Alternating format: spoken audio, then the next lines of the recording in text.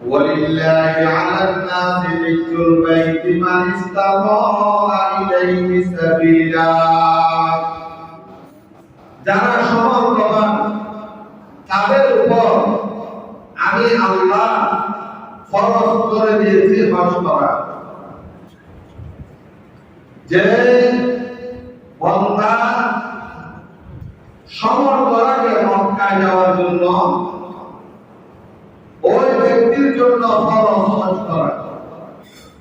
ওয়ামান কাফারা ফাইন্নাল্লাহা গনিয়্যুন আনিল আলামিন। যারা অস্বীকার করবে হজকে, তারা কুফরির মধ্যে অন্তর্ভুক্ত হয়ে যাবে এবং আমি আল্লাহ হচ্ছি সৃষ্টিকুল থেকে অমুকা ব্যক্তি। সেই জন্য সমর্থনের উপর এক নম্বর কথা হচ্ছে কার উপর হজ ফরজ, কার উপর হজ ফরজ। দলিল সূরা আলে ইমরানের 97 নম্বর আয়াত, যে ব্যক্তি সমর্থ রাখে টাকা পয়সা মাল এগুলো যার কাছে আছে, উনি ওনার জন্য হজ করা ফরজ।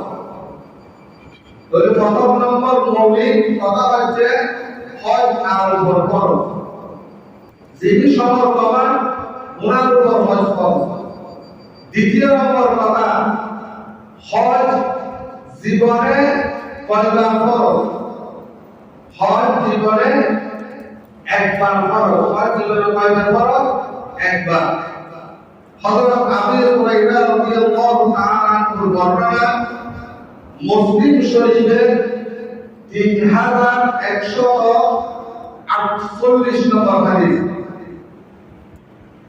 হযরত আবু হুরায়রা রাদিয়াল্লাহু তাআলা আনহু বর্ণনা করেন, ওয়া আতাবানা রাসূলুল্লাহ সাল্লাল্লাহু আলাইহি ওয়াসাল্লাম ফাকালা ইয়া আইয়ুহান নাস قد فرض الله عليكم الحج فحجوا। হে লোকসকল, হে লোকসকল, তোমাদের উপর ফরজ করা হয়েছে হজ। ফাহাজ্জু, তোমরা হজ করো যারা সমর্থবান। ফাকালা রাসূলুন আকুল্লা আমিন। আল্লাহ রাসূল যখন এই কথা বলতেছেন, তখন একজন সাহাবা প্রশ্ন করলেন, ইয়া রাসূলুল্লাহ, আমাদের উপর কি প্রতি বছর হজ কি ফরজ?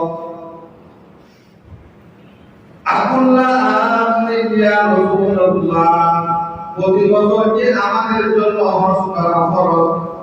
ফাসাকাতা, আল্লাহর নবী নীরব রইলেন, চুপ থাকলেন। হাত্তা ক্বালা সালাতান, ওই ব্যক্তি এই প্রশ্নটা চিন্তা করলো, হজ কি আমাদের উপর প্রতি বছর ফরজ? হজ কি আমাদের উপর প্রতি বছর ফরজ? হজ কি আমাদের উপর প্রতি বছর ফরজ? আল্লাহর নবী চুপ রইলেন, নীরব রইলেন। ফাকালা রাসূলুল্লাহ সাল্লাল্লাহু আলাইহি ওয়াসাল্লাম, আল্লাহর নবী এবার বললেন, লাউ কুনতু না'ম লাওয়াজাবাত ওয়ালা মাসতাতা'তুম। তুমি যে বারবার প্রশ্ন করতেছো, আমি চুপ রইলাম। যদি আমি হ্যাঁ শব্দটা বলে দিতাম, তাহলে পৃথিবীর সমর্থবান প্রতি মানুষের উপর প্রতি বছর হজ করা ফরজ হয়ে যেত।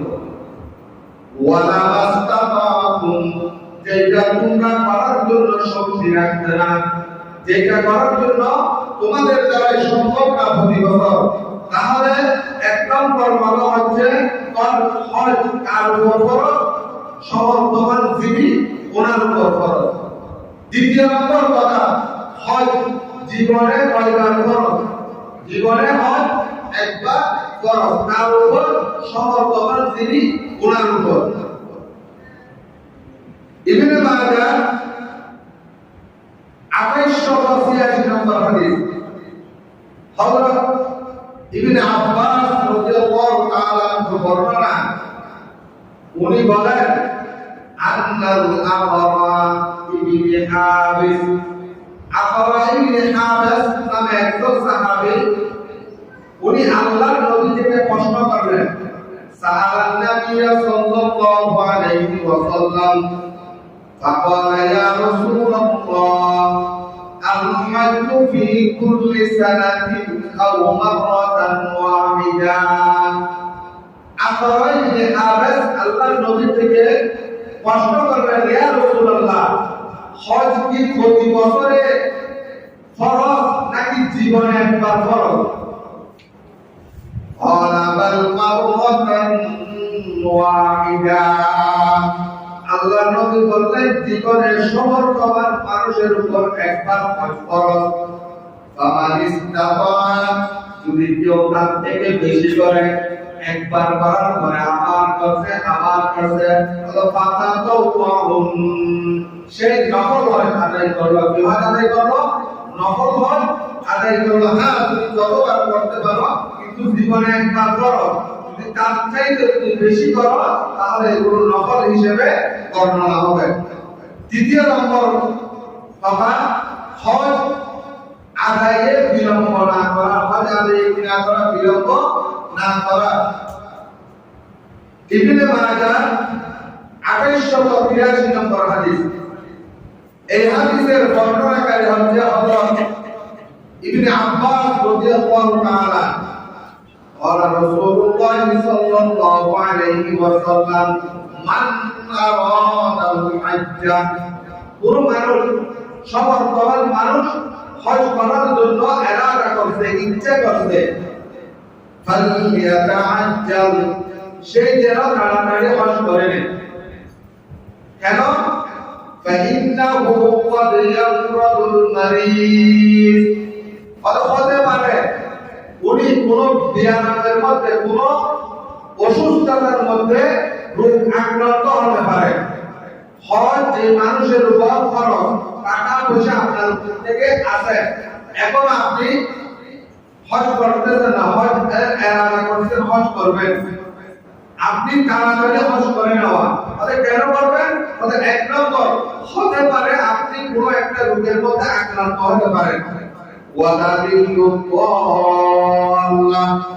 আপনার কাছে এখন টাকা আছে, হতে পারে ওই টাকাগুলো চলে যাবে, ওই টাকাগুলো চলে যাবে। টাকাকে একজনের কাছে সবসময় থাকেনি। হ্যাঁ, তো 2 নম্বর কথা হচ্ছে, সমর্থবান এখন আছেন, হয়তো আপনি সমর্থবান থাকবেন না। অথবা আপনার এমন একটা পরিজন চলে আসছে, যেই কারণে আপনি আর হজে যেতে পারতেছেন না। তাহলে দ্বিতীয় নম্বর মৌলিক কথা হচ্ছে, হজ আদায় করার মধ্যে বিলম্ব না করা। হযরত ইবনে আব্বাস রাদিয়াল্লাহু তাআলা বলেন, যদি আপনি হজ করার ইচ্ছা করেন, তাহলে হজ করে নাও। তবে কেন না হয়, তুমি বিয়ামে আক্রান্ত হতে পারো, রোগের মধ্যে আক্রান্ত হতে পারো, অথবা তোমার ওই টাকা আর থাকবে না, চলে যাবে, অথবা এমন একটা পরিস্থিতি চলে আসবে যেটার জন্য আপনি আর হজে যেতে পারতেছেন না। হযরত আব্দুল্লাহ ইবনে আব্বাস রাদিয়াল্লাহু তাআলা আনহু বলেন, তাআজ্জালু ইলাল হাজ্জি ইয়ানি আল ফরিদা, তোমরা তাড়াতাড়ি হজ করো। কতগুলো হজ? ফরজ হজ। যে ফরজ হজ যেটা আছে, এটা তোমরা তাড়াতাড়ি করে নাও। চতুর্থ নম্বর কথা হচ্ছে, মৌলিকভাবে হজ আদায়ে বিলম্বকারী মাহরুম, বঞ্চিত। হজ আদায়ে বিলম্বকারী আল্লাহর কাছে বঞ্চিত এবং মাহরুম। ইবনে হিব্বান, কিতাবের নাম সহিহ ইবনে হিব্বান, 3703 নম্বর হাদিস। হাদিসের বর্ণনাকারী আবু সাঈদ খুদরি রাদিয়াল্লাহু তাআলা, উনি বলেন, আন্না রাসূলুল্লাহ সাল্লাল্লাহু আলাইহি ওয়াসাল্লাম ক্বালা আল্লাহ। এই হাদিসটা হচ্ছে হাদিসে কুদসি। এটা হাদিসে কুদসি বলা হয়নি, কিন্তু আলোচনা করব। এটা মনে রাখবেন, এই হাদিসটা হচ্ছে হাদিসে কুদসি। ইন্না আবাদান সাহাবতু লাহু ইসমাহু, আল্লাহ পাক কোন বান্দাকে সুস্থতা রাখছে, তার শরীরে কোনো রোগ নাই, ভালো আছে। ওয়াসাআত আলাইহি বিল মাশিয়া, এবং টাকা পয়সা ধন সম্পদ আছে। ইয়ামদি আলাইহি হামসাতু আওয়াম, কিন্তু তাই হজ করতে গিয়ে 1 বছর 2 বছর 3 বছর 4 বছর এরকম করতেছে, এমন করতে করতে 5টা বছর চলে গেল, হজ করলো না। লা ইয়াফিদু আলাইহি মাহরুম, আল্লাহ নবী বলেন এটা আল্লাহ পাক হাদিসে বলছে, এটা আল্লাহ পাক বলে, আল্লাহ পাক থেকে হাদিসে বলছে যে কথাগুলো এগুলো আল্লাহ বলে। আল্লাহ বলতেছেন তুমি হচ্ছে মাহরুম, বঞ্চিত। পুরো একটা মানুষকে আল্লাহ পাক সম্পদশালী বানাইলো, সম্পদশালী বানানোর পরে 1 বছর প্রায় হজে যাই না, 2 বছর হজে যাই না, 3 বছর হজে যাই না, 4 বছর হজে যাই না, 5 বছর গুজরে গেল। আল্লাহ পাক বলতেছে ওই ব্যক্তি বঞ্চিত, মাহরুম, বঞ্চিত। মাহরুম আছে এরকম মানুষ আছে না, টাকা ব্যাংকে রাখে দিয়েছে জমি কিনবে, কিন্তু হজে যাই না, তার উপর হজ খরচ হয়ে গেছে, হজে যাই না।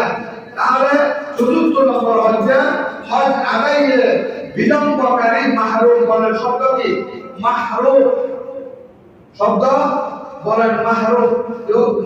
সবাই এখানে শুনতে আসছেন, মসজিদে আইসি বাসা সাহায্য করে আসছেন, ওটা একটা শব্দ বাইরে হয়। হজে বিলম্বকারী আল্লাহর কাছে মাহরুম, বঞ্চিত, আল্লাহর কাছে মাহরুম, বঞ্চিত। ৫ম নম্বর হচ্ছে বিলম্ব করতে করতে হজে যাবেন, এরকম বিলম্ব করতে করতে আল্লাহ পাক কাবাকে উঠিয়ে নেবেন, আর আপনি হজ করতে পারবেন না। কাবাকে কি নেবেন? উঠিয়া নেবেন। কাবা এখন যেখানে আছে এখানে থাকবেন, ওখান থেকে চলে যাবেন। হাদিস সহিহ ইবনে খুযাইমা 2506 নম্বর হাদিস। হযরত আব্দুল্লাহ ইবনে আমর রাদিয়াল্লাহু তাআলা আনহু বর্ণনা করেন, ইসতামতাউ বিহাদাল বাইত, তোমরা বরকত হাসিল করো হজ এবং উমরার মাধ্যমে এই ঘর থেকে, অর্থাৎ কাবা ঘর থেকে। কাবার খুঁটিনা মারলাই, এই কাবা ঘরকে 2 বার ধ্বংস করা হয়েছে। কয়বার? কাবা ঘরকে 2 বার ধ্বংস করা হয়েছে। ওয়া ইউরফাউ ফিস সালাসা, এবং 3বার ওই আসমানের মধ্যে ওইটাকে ধ্বংস, ওইটাকে দুনিয়া থেকে ধ্বংস করে দেওয়া হবে। আর আপনি হজ করতে চাইলেও আর হজ করতে পারবেন না। কাবাকে 2 বার কি করা হয়েছে? ধ্বংস করা হয়েছে। 3য়বার কাবাকে ওয়াইরফাউ ফিস সালাসা, 3য়বার কাবাকে ওখান থেকে উঠিয়ে নেওয়া হবে। আর ওই সমস্ত যারা বিলম্বকারী হজ করতেছেন না, তারা আর কি করতে পারবে না? হজ করতে পারবে না। তাহলে হজ করার দরকার নেই, এই টাকা পেতে তোমার রাখা। 6 নম্বর হচ্ছে অধিভক্তি দেখিয়া হজে না যাওয়া। অধিভক্তি দেখিয়া কি? হজে না যাওয়া। এটার মানে বুঝেননি? আমাদের দেশে কিছু কিছু ফির আছে, হজ করে না, সালাই রাত দিয়ে থাকে, হজ করে না, টাকা পয়সা ওনার ধন সম্পদ অনেক মানুষের থেকে রেখে দূরে ফেলছে, কিন্তু এটা হজে যায় না। হজে এই রকম ভাবে যারা হজে যায় না, তাদেরকে আল্লাহ পাক, আল্লাহর নবী বলতেছেন হাদিসের মধ্যে, কিতাবের নাম আল মুস্তাদরাক আলা সহিহাইন, 1664 নম্বর হাদিস। হযরত ইবনে আব্বাস রাদিয়াল্লাহু তাআলা আনহু বলেন, লা যারুরাতা ফিল ইসলাম, ইসলামের মধ্যে বৈরাগ্যবাদী, সন্ন্যাসবাদী এগুলো ইসলাম সমর্থন করে না। এগুলো কোন মানুষ আমাদের এক দেশে আছে, আর আমাদের বিশ্বাস হবে তাই নাই, আর আমি যখন হজে গেছি বিশ্বাসকে এখানে দেখতেছি, বিশ্বাসকে এখানে বলে এগুলো শুনে নাই, আপনারা শুনছেন? এগুলোকে কি বলে? বৈরাগ্যবাদী, সন্ন্যাসীবাদী। লা সুরুরা ফিল ইসলাম, ইসলাম এটাকে সমর্থন করে না। হজ হচ্ছে আরকান, ওই আরকান নিজে থেকে দিয়ে করতে হবে। মরি থেকে গিয়ে হবে আমাদের বিশ্বাসকে আমি হজের মধ্যে দেখছি, আমি হজের মধ্যে দেখছি, এরকম কথা শুনছেন? শুনেন নাই? এটা আপনারা কথা বলতে পারেন না, কথা জানেন না, সবসময় আমাকে বলতেন, একটু বললে আগে কথা বুঝতেছেন না নাকি আপনি কথা বুঝতেছেন?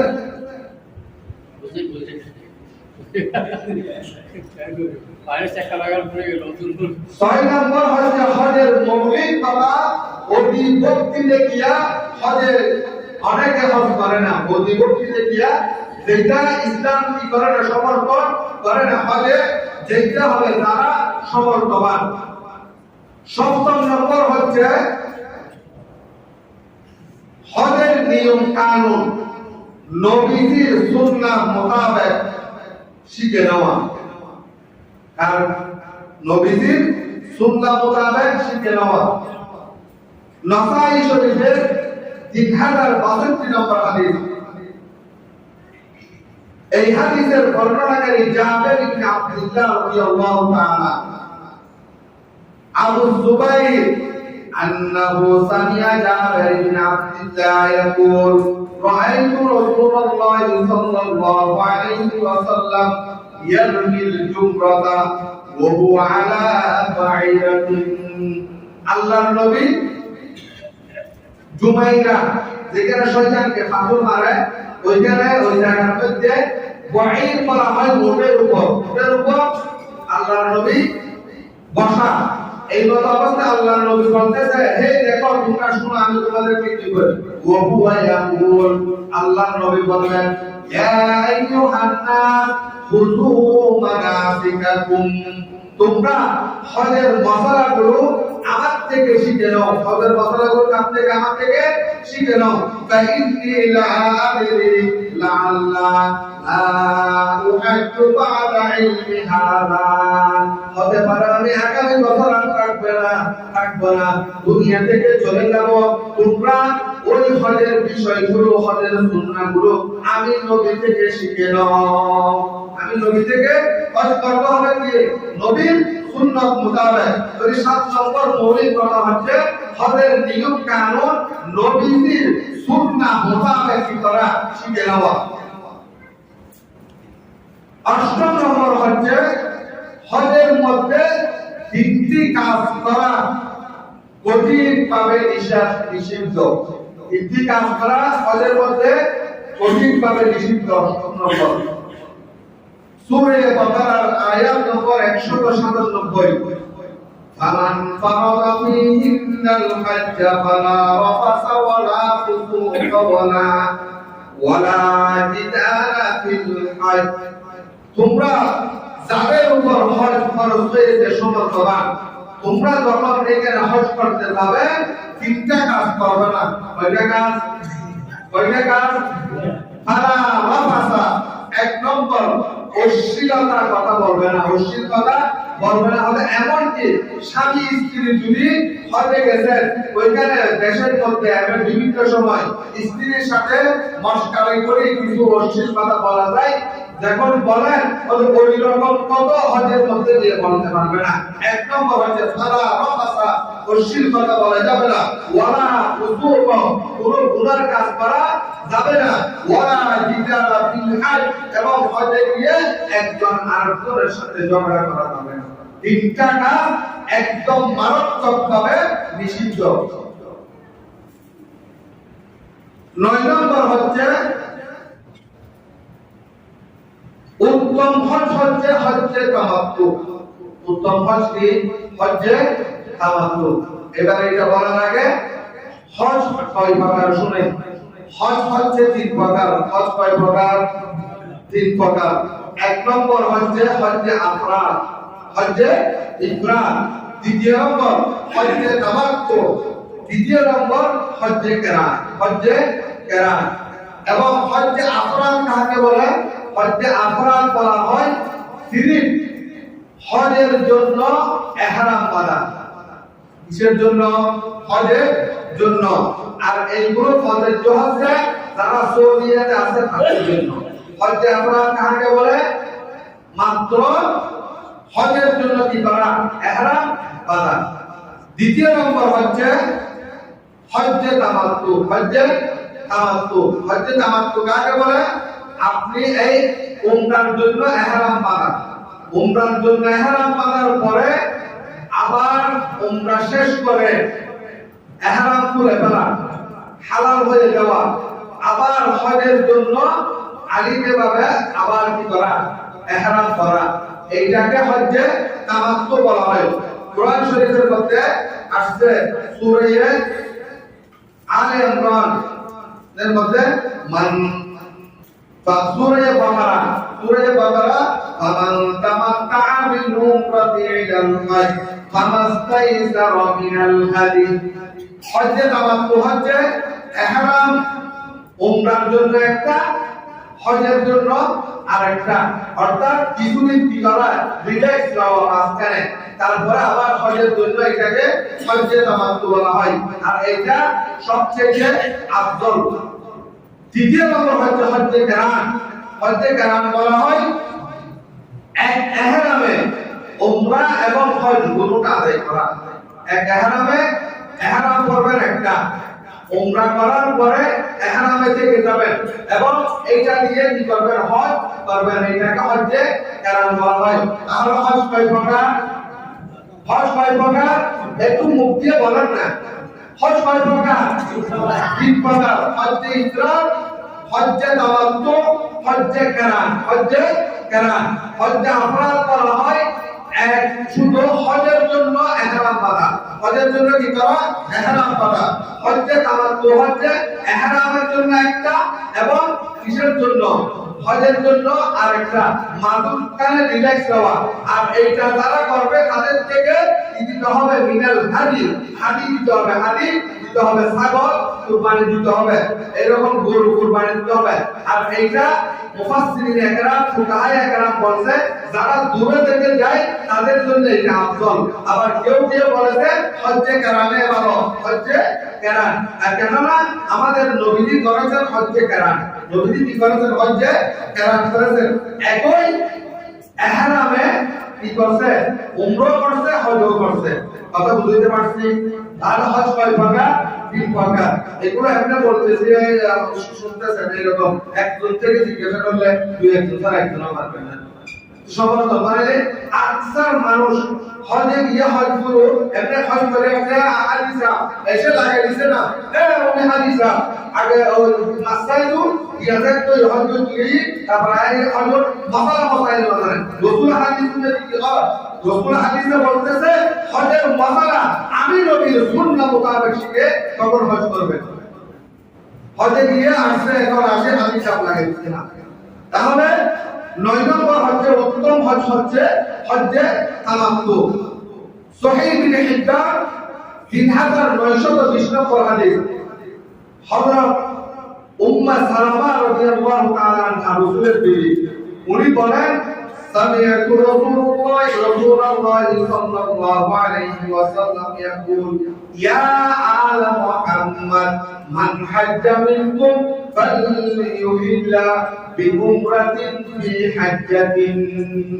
তোমরা যখন আমার পরিবার হজ করবা তখন কি করবা, তোমরা হজ এবং উমরার জন্য কি করবে ইহরাম বাঁধে নেবে।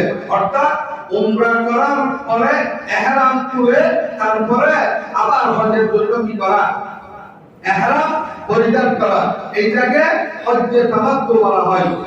কিন্তু রাসূলুল্লাহ সাল্লাল্লাহু আলাইহি ওয়াসাল্লাম হজ করেছেন হজ্জে কিরান। এখন আসে হজ কখন থেকে নির্দিষ্ট সময় আছে কিনা? হজের নির্দিষ্ট সময় আছে। বলেন আমার মুখে 5 জায়গায়, কয় জায়গায়? 5 জায়গায় 5 দিনে, 5 জায়গায় 5 দিনে 9 কাজ করাকে হজ বলে। 5 দিনে 5 জায়গায় 9 কাজ করাকে কি বলে? 5 দিনে 5 জায়গায় 9 কাজ করাকে কি বলে? হজ বলে।